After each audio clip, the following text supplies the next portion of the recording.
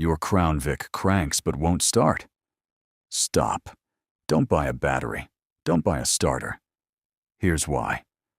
One of the most common failures on older Crown Victorias is the fuel pump. The scary part? It usually doesn't die all at once. First, the car stalls randomly. Then it starts losing power. Then one day, it just cranks and cranks, but never starts.